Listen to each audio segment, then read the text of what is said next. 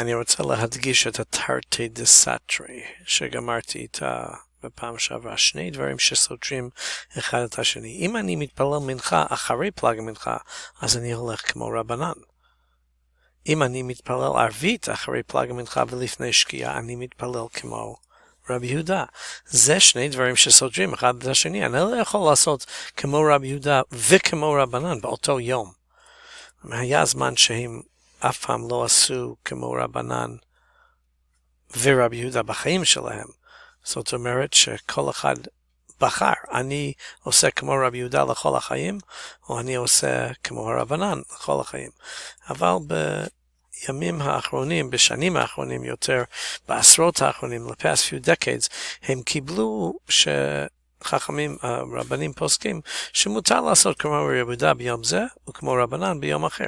אבל לא באותו יום. אי אפשר לעשות גם כמו רבי יהודה וגם כמו רבנן. זה נקרא תרתי דסתרי, כשאומרים מנחה, once again, בין פלג לשקיעה, וגם כן אומרים ערבית בין פלג לשקיעה. זה שני דברים שסותרים אחד את השני. חזרה לגמרא. הגמרא אומרת, וכבר למדנו את זה, רב איקלה לבי גניבה, רב הלך לבית של גניבה, זה השם של הרב הזה, וצלי של שבת בערב שבת. זה בכל הגמרא שלנו, הוא התפלל ערבית של שבת בערב שבת, שזה יום שישי. והביא מצלי רב ירמיה בר אבא לאחרי דרב. רב ירמיה בר אבא בסיפור הזה התפלל מאחורי רב. אם זה רב, זה רב ירמיה, הוא התפלל, התלמיד התפלל מאחורי הרב. וזה הסיפור. וסיים רב, חלק שלישי של הסיפור, ולא פסקי לצלותי דרב ירמיה. רב גמר את התפילה, ולא פסק, לא הפריע, לא הפסיק את התפילה לצלותי דרב ירמיה. הוא לא הלך אחורה. הוא רק עמד שם כל הזמן, עד גמר רבי ירמיה, ואחר כך הוא פסע אחריו. he walked back 3 steps אחרי התפילה. שמע מן התלת, לומדים מזה 3 דברים. שמע מן מתפלל אדם של שבת בערב שבת, מותר להתפלל ביום שישי את ערבית של שבת, ביום שישי, obviously אחרי פלג המנחה. ושמע מן המתפלל תלמיד אחרי רבו, מותר לתלמיד להתפלל מאחרי behind הרב שלו, זה לא נקרא חוצפה, להתפלל מיד אחרי מאחורי הרב. ושמע מינה, אסור לעבור כנגד המתפללים, אסור ללכת קרוב לאדם שמתפלל תפילה. You shouldn't be walking with, קרוב אליו. וזה מסייע לרב יהושע בן לוי, זה עוזר לרב יהושע בן לוי, שאמר, אסור להתפלל, לעבור כנגד המתפללים. רבי יהושע בן לוי באמת אמר את ההלכה הזאת, in a separate occasion, שאסור להתפלל, אסור ללכת קרוב לאדם שמתפלל. שואלת הגמרא, האם זה נכון שאסור ללכת כנגד המתפלל? רב עמי ורב אסי, אבל חלפי, הם תמיד הלכו בבית הכנסת, והם עברו קרוב לאנשים שמתפללים. אומרת הגמרא, לא, רב עמי ורב אסי חוץ ל400 הוא דחלפי, הם רק הלכו חוץ ל400, אסור ללכת בתוך 400 של אדם שמתפלל. זה ההלכה של רבי יהושע בן לוי, וגם ההלכה שרב סיים את תפילתו ולא פסקי לצלותי דרב ירמיה.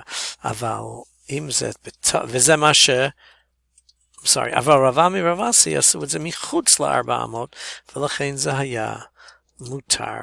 This is the 400 in all directions של המתפלל. והחלק האחרון שלו בחינה זה בדף כ"ז עמוד ב' שלמדנו, שגם כן קשור לרב צלי של שבת בערב שבת, רב התפלל ערבית של שבת בערב שבת ביום שישי, רב יהושע מצלי של מוצאי שבת בשבת.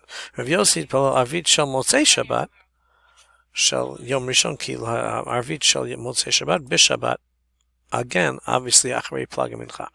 וכשרב צלי של שבת בערב שבת, אמר קדושה על הכוס או אינו אומר קדושה על הכוס? האם מותר לומר קידוש? In other words, האם שבת התחיל או לא התחיל? מותר לומר קידוש באותו זמן או לא? תשמד, אמר רב נחמן, אמר שמואל, מתפלל אדם של שבת בערב שבת ואומר קדושה על הכות והלכתה כבתי, מותר לומר קידוש. אם הוא יתפלל מוקדם, הוא גם מתחיל שבת מוקדם, מותר לומר קידוש. רב יהושע מצלי של מוצאי שבת בשבת, אומר הבדלה על הכוס או אינו אומר הבדלה על הכוס? האם מותר לומר הבדלה לפני ששבת נגמר, כי הרי שבת לא גמר, אי אפשר לעשות מלאכה לפני שקיעה, אפילו אחרי שקיעה עד צאת הכוכבים, אבל האם מותר לומר הבדלה? anyway, על הכוס. כמובן שהוא לא אומר הבדלה על הנר, רק על הכוס. תשמע, דאמר רבי יהודה משמואל, מתפלל אדם שמוצא שבת ושבת, ואומר הבדלה על כוס, מותר לומר הבדלה על הכוס, אף על פי שזה לא מוצא שבת. Why would someone do that? אומר תוספות רק לצורך מצווה, אבל בחינם אסור לעשות את זה, פרי ערבית מוקדם ולומר הבדלה מוקדם, זה רק מותר לצורך מצווה. מישהו חולה או משהו, אני צריך לרוץ או מצווה אחרת, מותר לעשות את זה כדי לנסוע משבת.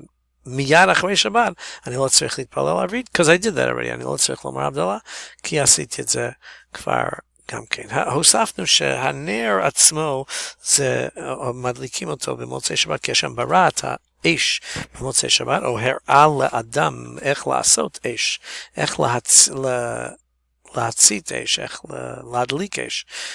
במוצאי שבת הוא עשה את זה, ולכן אומרים מאורי האש במוצאי שבת, אבל זה לא ממש חלק מההבדלה, ולכן אפשר לעשות הבדלה על הכוס, just בורי פרי גפן, ברוך לשם כן ומקום המבדל בין כל שכל, etc. אחרי שבת, בלי הנר, ואחר כך, כשגמרתי שבת וזה צאת הכוכבים, אפשר להוציא אש ולומר ברי מראה אש על האש מחוץ להבדלה.